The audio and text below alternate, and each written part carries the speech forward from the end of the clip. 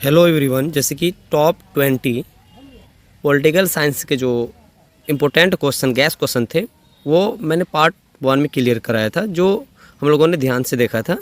और आज जो है उनसे आगे का क्वेश्चन को क्लियर करेंगे। और ये 3 फरवरी 2026 के जो पॉलिटिकल साइंस का एग्ज़ाम होने जा रहा है उनके लिए है। तो आप जो है इस वीडियो को देख करके ही एग्ज़ाम सेंटर पर जाइए और काफ़ी जो है क्वेश्चन आपको देखने को मिलेंगे। राइट, चलिए नेक्स्ट क्वेश्चन को देखते हैं। अगर पार्ट 1 नहीं देखे हैं आप तो डिस्क्रिप्शन बॉक्स या कमेंट बॉक्स में उसका लिंक मिल जाएगा, तो आप ध्यान से उसको ज़रूर देखें। राइट, तो चलिए 21 नंबर का सवाल देखते हैं क्या कह रहा है। कह रहा है कि पंचशील पर एक संक्षिप्त टिप्पणी लिखिए। तो देखिए पंचशील क्या है। तो पंचशील जो है भारत और चीन के बीच 1954 में एक समझौता हुआ था जिसको पंचशील समझौता कहा गया। इसमें मुख्य 5 सिद्धांत दिया गया था। तो 5 सिद्धांत क्या था कि एक दूसरे को जो है परस्पर सम्मान करें, है ना, परस्पर सम्मान, हर देश की सीमाओं और स्वतंत्रता का ये सम्मान करें दोनों आपस में, ठीक है, समानता और अहिंसा, किसी भी देश पर जो है आक्रमण नहीं करना, ठीक है, सहमति से संघर्ष सुलझाना, यानी इन दोनों देशों का मानना था कि अगर कोई भी संघर्ष हो जाए तो शांति के साथ साथ बातचीत के जरिए समस्या का समाधान करना, और घरेलू मामले में यानी आंतरिक मामले में एक दूसरे को हस्तक्षेप मत नहीं करना, ठीक है, और उसके बाद समान लाभ और सहयोग देना एक दूसरे देश के बीच। लेकिन चाइना इसे अस्वीकार कर दिया। राइट, चलिए नेक्स्ट सवाल को देखिए क्या कह रहा है। कह रहा है पंचशील जो है अंतर्राष्ट्रीय संबंधों में शांति और दोस्ती, है ना, सहयोग बढ़ाने का एक मार्ग को दिखाता है, ठीक है। तो इसको चाइना अस्वीकार कर दिया था। नेक्स्ट सवाल देखिए 22 नंबर का क्या कह रहा है कि मार्शल योजना क्या थी। मार्शल योजना, ठीक है। तो मार्शल योजना क्या था प्यारे बच्चों। तो मार्शल योजना अमेरिका की एक योजना थी जिसमें दूसरा विश्व युद्ध जो हुआ था ना, उसके बाद यूरोपीय देशों की आर्थिक स्थिति काफ़ी कमज़ोर हो गई थी। उनको मदद पहुंचाने के लिए, मदद करने के लिए ये योजना लाया था। और इनका उद्देश्य था मार्शल योजना का, ठीक है, इनका उद्देश्य था यूरोप के लिए जो है मजबूत और शांतिपूर्ण बनाना, उनकी आर्थिक स्थिति को सुधारना। राइट, चलिए नेक्स्ट सवाल को देखते हैं। श्वेत क्रांति क्या है। श्वेत क्रांति, देखिए श्वेत क्रांति जो है, श्वेत क्रांति बोले या ऑपरेशन फ्लड बोले, बात बराबर है, ठीक है। श्वेत क्रांति यानी व्हाइट रिवॉल्यूशन, ठीक है। तो श्वेत क्रांति जो है ना, ये 1970 के दशक में शुरू हुआ था, जिसमें भारत में जो है दुग्ध उत्पादन में काफ़ी कमी हो गई थी, है ना। भारत में जो दूध जो होता है उनका जो है मतलब कमी काफ़ी हो गया था, ठीक है।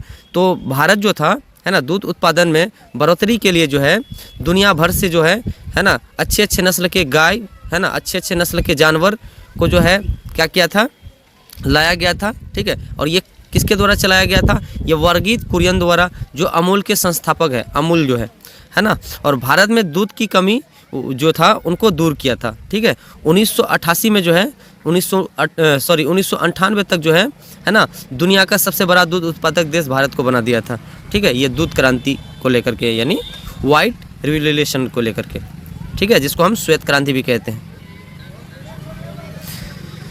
24 नंबर का सवाल देखिए। 1975 के आपातकाल के बाद की राजनीति पर एक संक्षिप्त टिप्पणी लिखिए। 1975 यानी 1975 के बाद जो है भारत का राजनीतिक जो है ना, किस प्रकार का दृश्य बन गया था, ठीक है। तो भारत में जो है 1975 से 77 के बीच जब इंदिरा गांधी ने आपातकाल लगाया था तो उसके बाद राजनीति में कई बदलाव आ गया था, कई सारे बदलाव देखने को मिला था। राइट, जैसे नंबर 1 जनता का विरोध, ठीक है। जनता जो है आपातकाल का जो है लोकतंत्र में जो है आपातकाल का, है ना, काफ़ी विरोध किया था। विरोध करने के बाद जो है जनता का नियंत्रण, है ना, राजनीति से घटने लगा था, ठीक है। जनता में नाराज़गी फैल गई थी, ठीक है, जनता विरोध कर रहा था।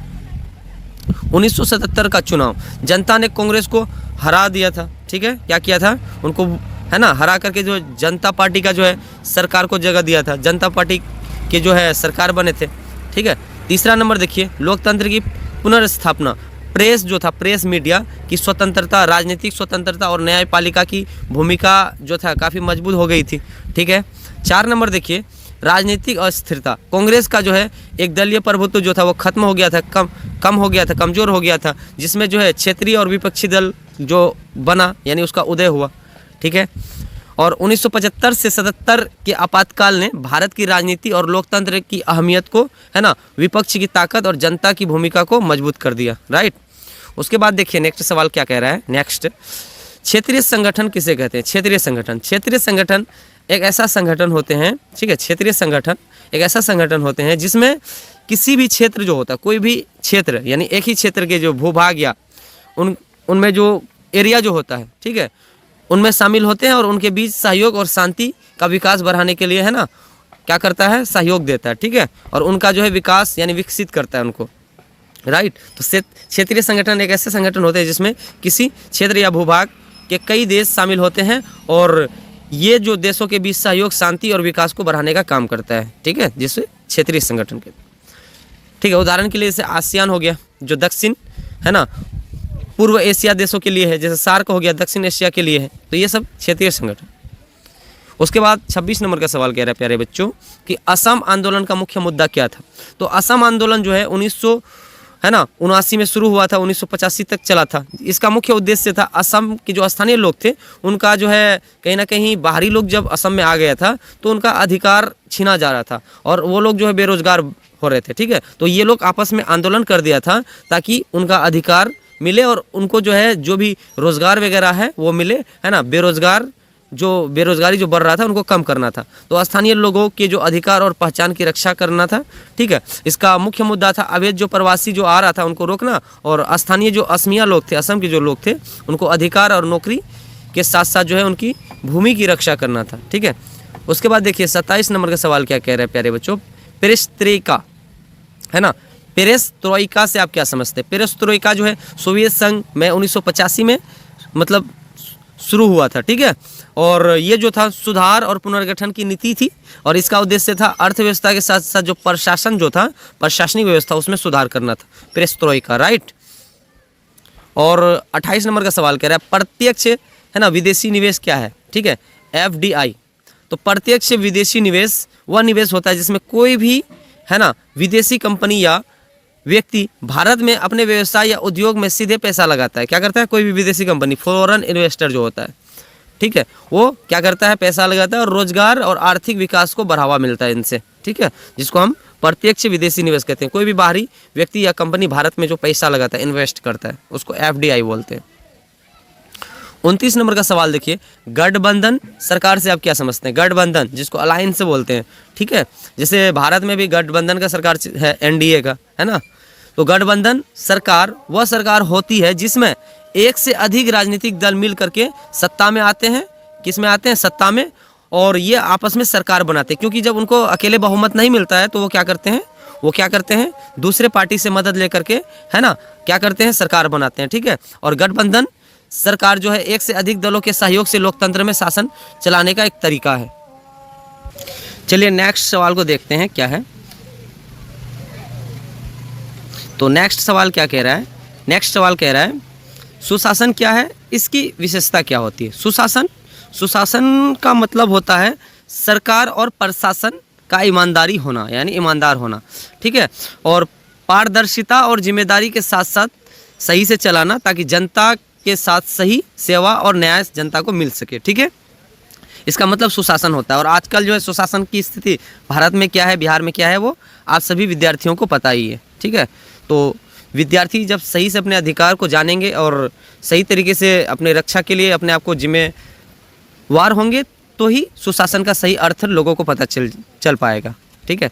तो इसकी विशेषता क्या होती है? पारदर्शिता, है ना, पारदर्शिता यानी फैसले और काम जो है साफ साफ हो, ठीक है। दूसरा देखिए क्या है? जिम्मेदारी।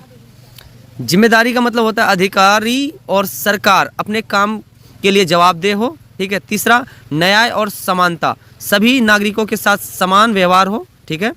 उसके बाद देखिए जन भागीदारी, इसका मतलब होता है जनता के विचार और सहयोग को क्या दिया जाए? महत्व दिया जाए, ठीक है। 5 नंबर का देखिए, है ना, इसका विशेषता जो होगा वो कुशल प्रशासन, यानी सरकारी काम समय पर हो और सही तरीके से हो। तो आजकल जो है इतना भ्रष्ट फैल गया है, भ्रष्टाचार फैला दिया है कि आप कोई भी दफ्तर चले जाइए, सही से जो है कुशल प्रशासन देखने को नहीं मिलेगा, राइट। 6 नंबर देखिए, 6 नंबर कह रहा है कानून का शासन, राइट। सभी कानून के अनुसार काम करे और कोई भी इससे ऊपर न हो, ठीक है। और सुशासन का उद्देश्य होता है देश में लोकतंत्र को मजबूत करना, भ्रष्टाचार को कम करना और जनता की भलाई को सुनिश्चित करना। ये सुशासन का एक उद्देश्य होता है, ठीक है। और 31 नंबर का सवाल देखिए, राष्ट्रपति शासन से आप क्या समझते हैं। तो राष्ट्रपति शासन क्या होता है। तो देखिए, राष्ट्रपति शासन तब लागू होता है जब किसी भी राज्य में, है ना, सरकार जो है संविधान के अनुसार सही तरीके से काम जब नहीं करेगा, ठीक है, संविधान के अकॉर्डिंग नहीं चलेगा, तो उस जगह, उस राज्य में या उस केंद्र में क्या होगा, संविधान, है ना, संविधान के अकॉर्डिंग राष्ट्रपति शासन लागू हो जाएगा। क्या हो जाएगा, राष्ट्रपति को दे दिया जाएगा वहाँ का जो अधिकार होगा, ठीक है। राष्ट्रपति शासन जो है संविधान की धारा 356 के अनुसार लागू होता है ताकि राज्य में सुरक्षा, कानून और स्थिरता बना के रखा जाए, ठीक है। लेकिन अब तक जो है राष्ट्रपति शासन लागू नहीं हुआ है भारत में। उसके बाद देखिए 32 नंबर का सवाल क्या कह रहा है, मैकमोहन रेखा क्या है। तो मैकमोहन रेखा जो है एक सीमा रेखा है, ठीक है। क्या है, भारत और चीन के बीच का सीमा रेखा है, जो 1914 में ब्रिटिश सरकार जो थे डॉक्टर, है ना, मैकमोहन द्वारा तय किया गया था, इसलिए इस रेखा का नाम मैकमोहन रेखा रख दिया। भारत इसे मानता है लेकिन चाइना इसे स्वीकार नहीं किया है, ठीक है, मानता ही नहीं है चाइना। तो देखिए, जल प्रदूषण से आप क्या समझते हैं, मोस्ट इंपोर्टेंट सवाल है, आपको ज्योग्राफी में भी देखने को मिल सकते हैं ये सवाल, ठीक है। तो जल प्रदूषण तब होता है जब नदियों, झीलों और तालाबों का पानी गंदा हो जाता है, उसमें कई सारे हानिकारक पदार्थ मिल जाते हैं, जिससे जो है जीवों, पानी में जो जीव होते हैं और मनुष्यों के लिए जो है वो नुकसानदायक हो जाते हैं, ठीक है, जिससे अनेक प्रकार के रोग फैलते हैं। उनको जो है क्या बोलते हैं, जल प्रदूषण बोलते हैं, राइट। क्या बोलते हैं, जल प्रदूषण। शीत युद्ध मोस्ट इंपोर्टेंट सवाल है राजनीतिक शास्त्र के अंदर, है ना, राजनीतिक शास्त्र या पॉलिटिकल साइंस के अकॉर्डिंग मोस्ट इंपोर्टेंट सवाल है, राइट। देखिए, शीत युद्ध का मतलब होता है जब अस्त्रों शस्त्रों का इस्तेमाल ना करके तीखे तीखे व्यंजनों का इस्तेमाल करें, बातों का इस्तेमाल करें। तो ये जो शीत युद्ध जो है संयुक्त राज्य अमेरिका और सोवियत संघ के बीच हुआ था, ठीक है, जिसमें सीधा युद्ध ना करके ये लोग जो है राजनीतिक, आर्थिक और सैन्य प्रतिस्पर्धा यानी तीखे तीखे व्यंजनों का यानी शब्दों का इस्तेमाल कर रहे थे, तो वो स्थिति शीत युद्ध कहलाया, ठीक है। 35 नंबर का सवाल देखिए, राजनीतिक न्याय क्या होता है। राजनीतिक न्याय, ठीक है। तो राजनीतिक न्याय का मतलब है कि राजनीति और सरकार में सभी नागरिकों के साथ समान और निष्पक्ष व्यवहार हो, एक तरफा ना होकर के सभी के साथ समान व्यवहार हो, ठीक है, सबके लिए कानून समान हो, सबके लिए जो विकास दर समान हो और सबके साथ जो है सबका साथ सबका विकास हो, ठीक है, जिसे हम राजनीतिक न्याय कहते हैं। इसमें कानून, अधिकार और अवसर सबको बराबरी से मिलना चाहिए। उसको हम क्या बोलेंगे, उसको हम क्या बोलेंगे, उसको हम बोलेंगे क्या प्यारे बच्चों, तो उसको हम बोलेंगे राजनीतिक न्याय, राइट। क्या बोलेंगे, राजनीतिक न्याय। चलिए 36 नंबर का सवाल देखते हैं। 36 नंबर में क्या कह रहा है, 36 नंबर में कह रहा है अंतर्राष्ट्रीय राजनीति में शक्ति संतुलन का क्या अर्थ है।